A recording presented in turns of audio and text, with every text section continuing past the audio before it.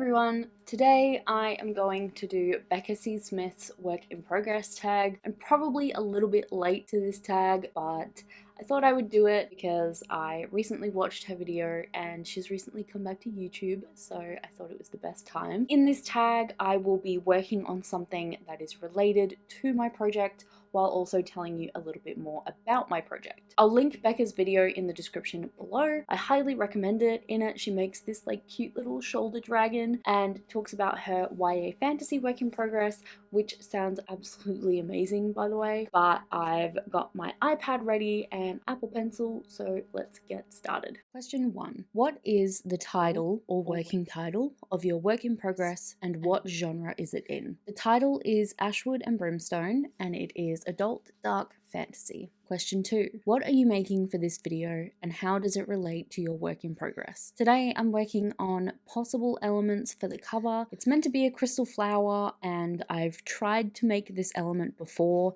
If you've seen on my Instagram, I actually have already completely designed a cover for this book, but I'm currently in the middle of redesigning it and I want to try and keep this particular element in the cover because it does play quite a role in the story.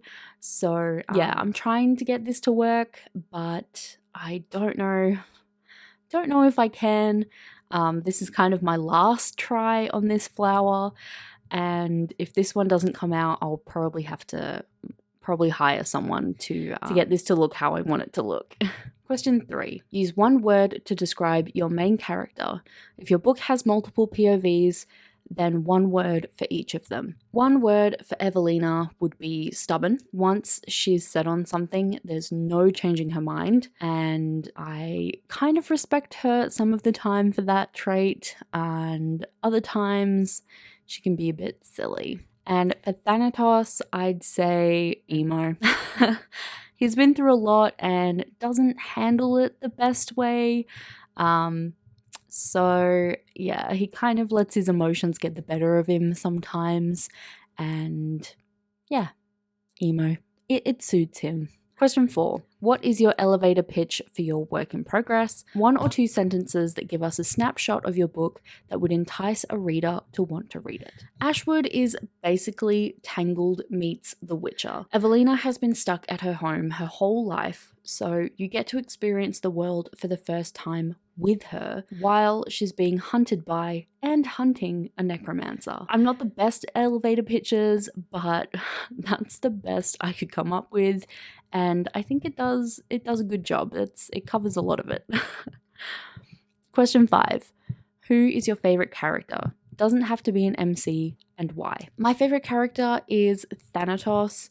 I just relate to him and his emo-ness so much, and I just want to give him a hug. But I think it is just that I relate to him so much. I think I put a lot of myself in his character, definitely, but in saying that, he is still very different to me. He makes a lot of choices that I wouldn't particularly make myself.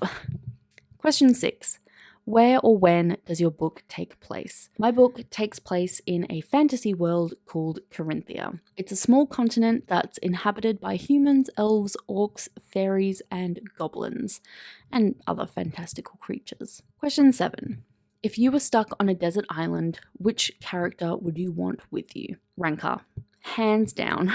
Rankar is an orc that works as a bounty hunter, so he travels a lot and would have great survival skills. He's also really positive and upbeat, but not in an annoying way. So he would know how to handle being, deserted really well, while also like making the best of being deserted, if that makes sense. But also I think he'd be really good with motivating everyone to try and get off the island, if that's a possibility.